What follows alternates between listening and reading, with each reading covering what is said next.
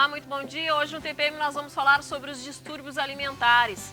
Tem ainda um bate-papo sobre hiperatividade aqui no programa e muito mais. Então fica comigo porque o TPM dessa segunda-feira está só começando.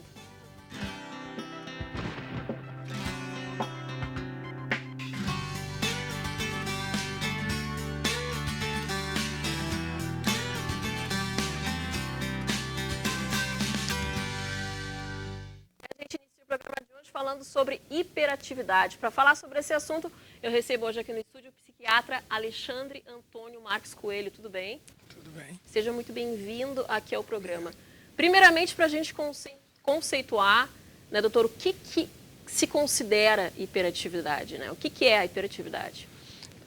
Hiperativa é uma criança que não consegue parar quieta, né, que é muito agitada, e que essa agitação, essa inquietação acaba por causar sofrimento para ela. Ela não consegue cumprir regras, ela não consegue permanecer na sala de aula, né? Normalmente, quando a gente fala em hiperatividade, a gente está se referindo ao transtorno déficit de atenção e hiperatividade, que em alguns casos tem só hiperatividade, em outros casos, além da hiperatividade, também tem a falta de atenção, e em alguns casos tem só a falta de atenção. E o que é mais perigoso para a criança é aquela criança que só tem falta de atenção. É mais difícil de identificar ainda. Que é mais difícil de identificar e essa criança sofre muito tempo, né, até que a escola, a família se dê conta que existe ali um problema. Ou seja, claro que toda criança ela tem que ser ativa, né? A criança geralmente gosta de brincar, tem bastante energia. Como que os pais identificam esse limite entre ser ativa e ser hiperativa, por exemplo? Tem como a gente exemplificar o que é normal, o que não é? É complicado de dar o diagnóstico, né? É bem complicado, inclusive porque muitas vezes os pais também são desatentos e hiperativos, né? E tem uma história de ao longo da vida serem muito agitados, né? E se enxergam, né, naquela criança que é agitada e não percebem que o sofrimento daquela criança, assim como o seu próprio sofrimento, era muito grande, porque aquilo impedia de que vivesse uma série de situações, né, de que conseguisse atingir uma série de objetivos na vida. Criança que não se concentra em uma atividade, por exemplo, monta todo o jogo para brincar, depois que monta, não brinca. Criança que não consegue sentar para ler um livrinho, por exemplo, são sinais de déficit de atenção ou de hiperatividade, por exemplo? Sim, e também são sinais da revolução que está acontecendo, da mudança familiar que está acontecendo, né? Até que ponto a expectativa de que uma criança vá por ela mesma sentar no chão e ler um livrinho é normal quando os pais não têm o hábito nem de olhar uma revista, né? Então, se cria uma expectativa da criança, muitas vezes irrealista em relação à capacidade dela de ficar quieta, né? Ou seja, ela vive num turbilhão, né? Ela viveu até o pré-escola num apartamentinho pequeno na frente de uma televisão. De repente ela sai e tem um mundo ali para ela conhecer, né? Tu vai querer que ela fique quieta e perca essa oportunidade? Não, ela vai correr, ela vai, né, querer explorar esse mundo. Isso é saudável. O problema é quando essa exploração, essa descoberta, ela impede que a criança aprenda outras coisas que ela tem que aprender, né? Aprenda, se concentrar para estudar, por exemplo. Sim, não consiga se concentrar. Atualmente também, se a gente for ver, os espaços que são planejados, né, as casas, elas não têm um espaço para a criança, né? Tem um espaço que mistura cozinha, sala, né? Eu vi aqui o estúdio, essa preocupação, né? Tudo com decoração, tudo. E a criança não tem um espaço para ela, não tem um espaço para estudar, né? Então, por que uma criança se concentre numa sala com uma TV ligada, junto com uma cozinha, com comida sendo preparada, milhares de coisas despertando a atenção dela? É difícil, é muito mais difícil. Ou seja, se ela tivesse mais espaço. A hiperatividade também tem um fator comportamental, então. Então, Sim. A análise dela deve ser feita por um psicólogo, de repente, e muitas vezes também por um psiquiatra, mas claro, depois de ter feito o diagnóstico. É isso, sim? Tem que ser feito pelos dois? Ou... Normalmente, para se ter sucesso no tratamento da hiperatividade, a gente vai precisar de vários profissionais, né? Psiquiatra, psicólogo, terapeuta ocupacional, muitas vezes até nutricionista, né? É uma doença que precisa de várias abordagens e é muito bom que tenha todos esses investimentos na infância, porque também é uma doença que é muito responsiva ao tratamento, né? E que muitas vezes a criança hiperativa vai descobrir uma série de potencialidades que ela tem quando ela é tratada, né? E vai superar inúmeras frustrações que ela teria se ela não é tratada e não recebe todo esse investimento que é necessário, né? A gente vê, né, que Kurt Cobain, Whoopi Goldberg, existem pessoas muito talentosas. E o que acontece? Na escola, né, no começo, lá, primeira, quarta série, depois na fase da adolescência, tudo que é diferente serve como um estigma.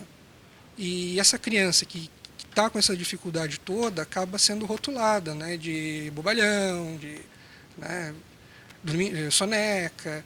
E isso acaba virando, né, uma série de traumas, problema do bullying, que hoje, né, se fala tanto. Né, que se recebe bastante investimento no tempo certo, muitas vezes essas questões são evitadas, né? Como é que tá? Claro, a gente falou aqui que a criança, ela se mostra os sinais da hiperatividade, principalmente quando são físicos, assim, muita agitação. Também tu falaste sobre a questão da escola, né, que pode se desenvolver como uma forma de desatenção. Se não é, se os pais não diagnosticam na infância e isso é levado para a adolescência e para a fase adulta, o que pode acontecer com um adulto que tenha hiperatividade, por exemplo?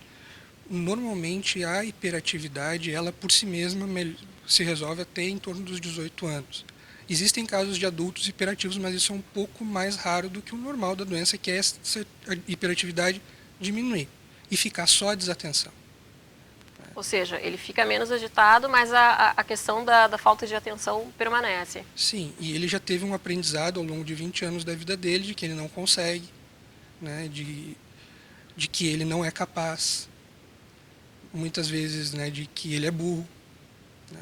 Isso muito enraizado, né? Uma aprendizagem de 20 anos é uma aprendizagem muito sólida. Né?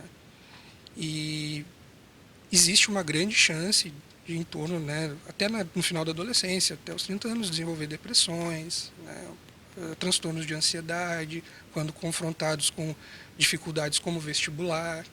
Né, muito comum então, também. hiperatividade e bipolaridade tem alguma ligação? Porque quando a gente fala em sintomas, tem sintomas muito semelhantes, né? Principalmente a questão da falta de atenção, de se concentrar em uma única atividade. O hiperativo também, ele tem um certo transtorno de humor, que ele fica muito triste, fica muito feliz. Tem alguma coisa a ver ou não tem nada a ver, por exemplo?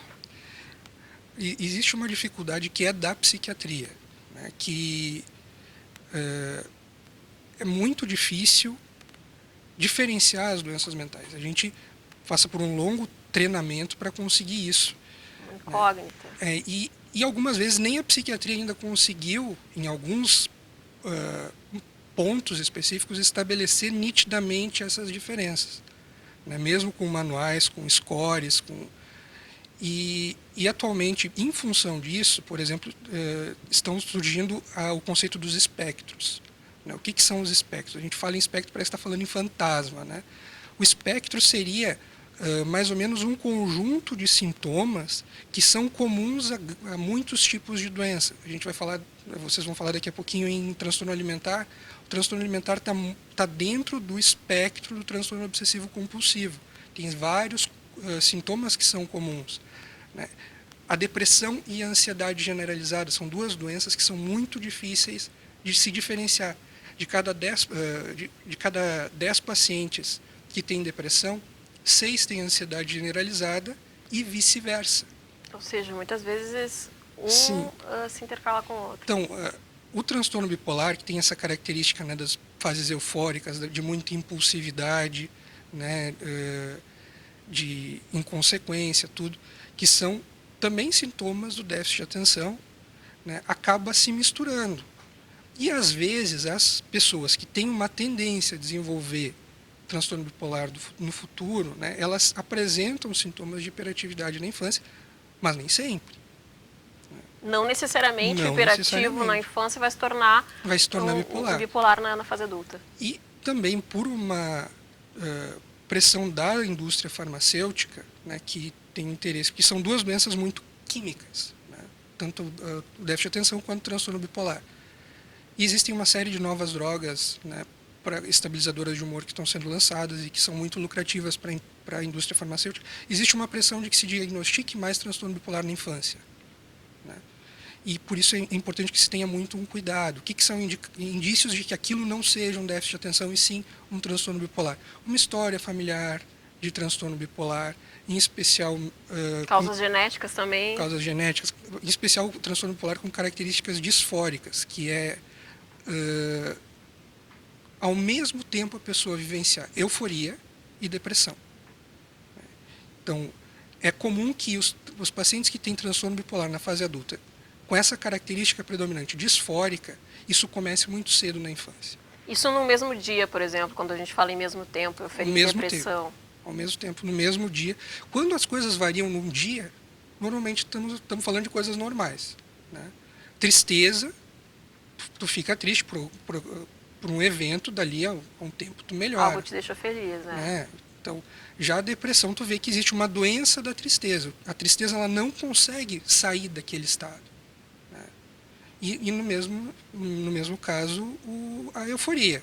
A pessoa está sempre como se tivesse feito um gol, né? E muito feliz. Muito feliz.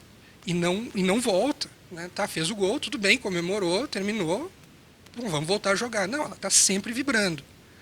E, às vezes, existem casos em que as pessoas vivenciam esse temperamento vibrante, essa coisa agitada, elétrica, ao mesmo tempo do que a tristeza contínua, né, que é o que a gente chama de disforia. Isso é comum que aconteça. Comum não.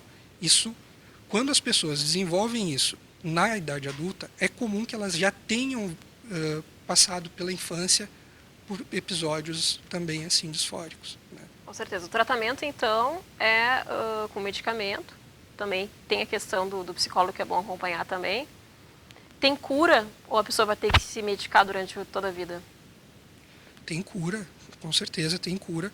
O tratamento envolve obrigatoriamente medicação, né? Não tem como a gente pensar em tratar déficit de atenção só com medidas comportamentais e outras psicoterapias. Tem que ter medicação, então é importantíssimo que se faça esse diagnóstico a tempo. E como é um diagnóstico que é difícil, não é fácil, né? A escola pode cogitar que a criança esteja vivenciando isso, a família pode cogitar. Quando pensou, pode ser que tenha, investiga. E essa investigação não é rápida, né? A investigação em infância não é uma coisa rápida, né? Como existem várias coisas na infância que são consideradas normais que um adulto não é, né? Uma criança ter um amigo imaginário, um adulto ter um amigo imaginário, um adulto falar sozinho, é uma coisa totalmente estranha. Na infância, não, né? Então, chegar a esse diagnóstico para o profissional, psiquiatra, psicólogo, né, leva tempo. Então, quanto antes se levar para investigar isso, melhor para a criança. E uma vez identificado, né, mesmo que seja amoroso, é mandatório que ela use medicação. Por quê? Porque medicação vai ajudar ela a atingir uma série de objetivos daquela faixa etária. Se a gente pensar numa pessoa de 30 para 33 anos, muda muito pouca coisa. Mas de uma criança de 1 para 4, muda tudo, né?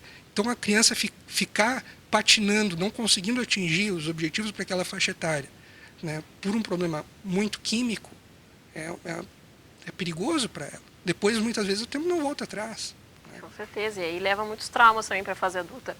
Doutor, muito obrigada pela presença. Então, os pais têm que parar para observar um pouco mais os filhos, também com a ajuda da escola, para identificar, então. Obrigada pela presença. Bem, eu vou para o intervalo e volto com mais TPM, não sai daí.